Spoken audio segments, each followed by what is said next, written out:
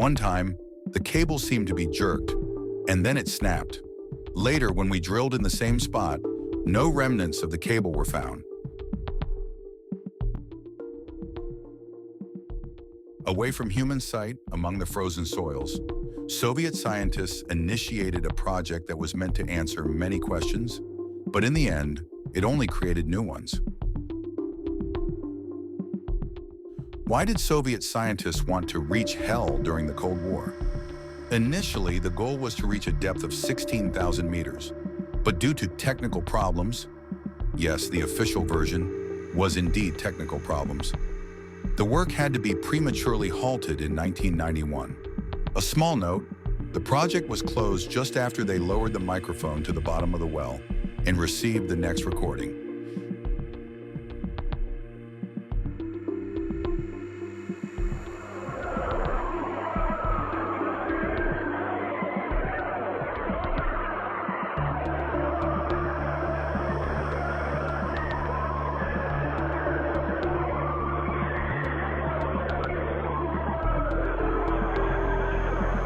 Here are some quotes about the received recording from project participants.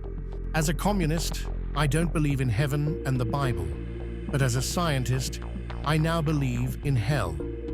Needless to say, we were really excited to make such a discovery. We lowered a microphone into the well to record the sound of the movement of lithospheric plates. But instead of the movement of the plates, we heard a screaming human voice in which pain could be heard. At first, we thought the sound was coming from our drilling rig, but then when we edited the equipment, our baseless suspicions were confirmed.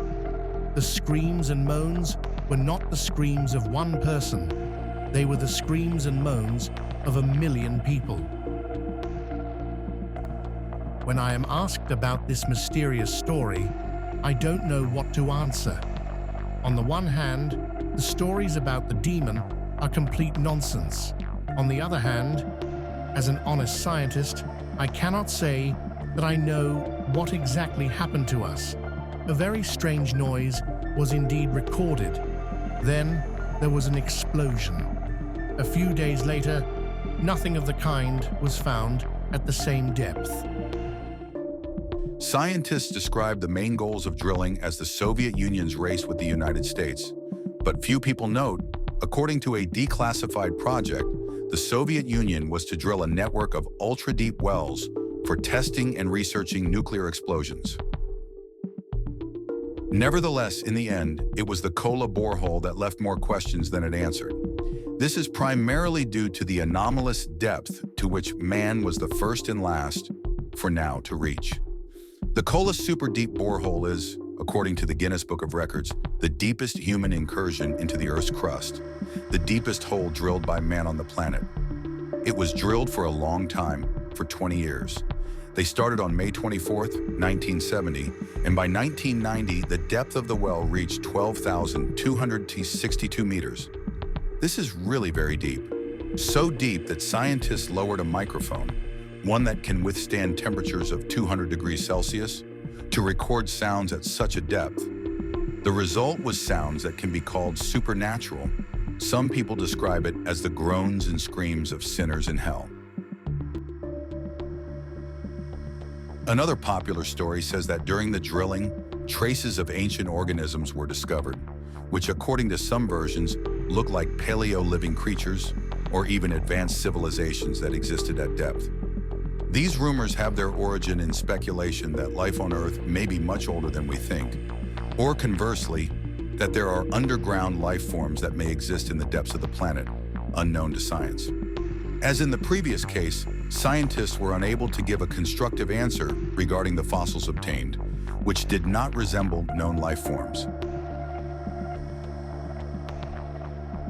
Another interesting story, which is not at all typical for the Soviet Union, when the scientific community had suspicions about this project and its goals, the Soviet Union authorities held an open day.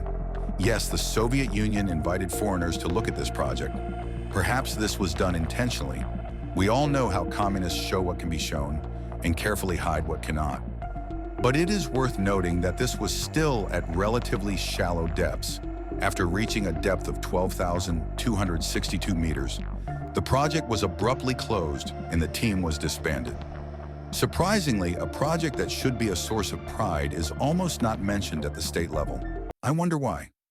Perhaps after some time, the materials of this project will be declassified, but for now we can only guess what really happened.